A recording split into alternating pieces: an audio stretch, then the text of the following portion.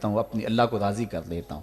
جنگلوں میں گھومتے رہے، 12 سال بیت گئے۔ ایک دن دوبارہ آئے، بستان کی سمت سے گزرے، خیال آیا چلو ماں کو سلام کر جاؤں۔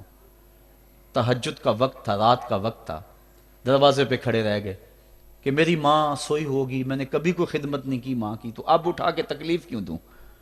ساری رات کھڑے رہے۔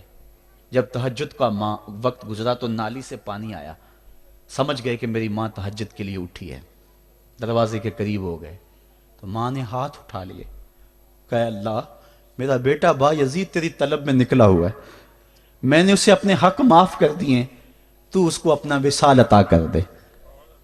حضرت با یزید دروازہ کھٹکھٹانے لگے اور ماں کے قدموں میں لپٹ گئے اور رو کے کہنے لگے جس رب کو میں جنگلوں میں تلاش کرتا ہوں وہ تو رب میری ماں کے پاس ہے۔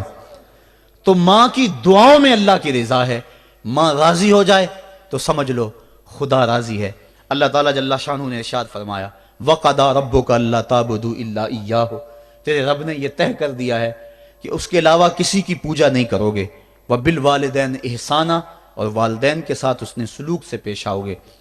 اما یبلغن عندک الکبر احدہما او کلاہما فلا تقل لہما اف ولا تنہرہما، اگر تیرے پاس دو یا دونوں میں سے ایک بڑھاپے کو پہنچ جائیں تو پھر ان کے سامنے تو نے اف بھی نہیں کہنی اور نہ ان کو جھڑکنا ہے اور ان سے نرم لہجے میں بات کرنی ہے۔ جب ماں باپ جوان ہوں، بچوں کی ضروریات پوری کر رہے ہیں، ان کے تعلیمی اخراجات اور ان کے معاشی سارے معاملات درست کر رہے ہوں، تو اس وقت تو والدین کی بچے تعظیم کرتے ہی ہیں۔ امتحان اس وقت شروع ہوتا ہے جب ماں باپ بوڑھے ہو جاتے ہیں اور چلنے پھرنے کی سخت بھی نہیں رہتی، صرف سانس کی ایک ڈوری لٹکی رہتی ہے، اور جس طرح بچہ اپنے بدن سے مکھی بھی نہیں اڑا سکتا تھا، اب یہ حالت ماں باپ پر آ گئی اور بچے کی طرح مزاج چڑچڑا ہو گیا۔ زمانے کے حالات بدل گئے لیکن ماں کی پرانی، باپ کی وہ پرانی روش ہے، وہ اسی انداز میں اسی ڈگر میں بات کرتا ہے۔ یہ آزمائش کے دن ہیں، یہ امتحان کے دن ہے، اب دیکھنا ہے والدین کی اس وقت تعظیم کون کرتا ہے۔ فرمایا اما یبلغن عندک الکبر، اگر تیرے پاس وہ بڑھاپے کو پہنچ جائیں، دونوں پہنچ جائیں یا تیری خوش قسمتی کہ دونوں میں سے ایک پہنچ جائیں یا دونوں پہنچ جائیں، تو پھر ان کی تو نے تعظیم کرنی ہے۔ کیا کیسے تعظیم کرنی ہے؟ فلا تقل لہما اف، تو نے ان کو اف بھی نہیں کہنا۔ حضرت امام فخر الدین رازی کے حوالے سے میں آج ہی صبح یا گزشتہ شب اف کی تشریحات دیکھ رہا تھا، انہوں نے 12-13 اقوال بیان کیے ہیں لیکن 2 قول فرماتے ہیں۔ اف یہ ہے کہ انسان کے بدن کے اوپر جو شفاف رہتا ہو، صاف رہتا ہو، مٹی پڑ جائے، ریت کا ذرہ پڑ جائے تو اس کو پھونک مار کے اس کو ہٹاتا ہے، تو وہ پھونک سے جو آواز پیدا ہوتی ہے اس کو عربی میں اف کہتے ہیں۔ تو پھر اف ہر اس چیز کے لیے منقول ہو گیا جو ناپسندیدہ ہے۔ ایک تو قول یہ ہے کہ والدین کے سامنے اس احتیاط سے رہو۔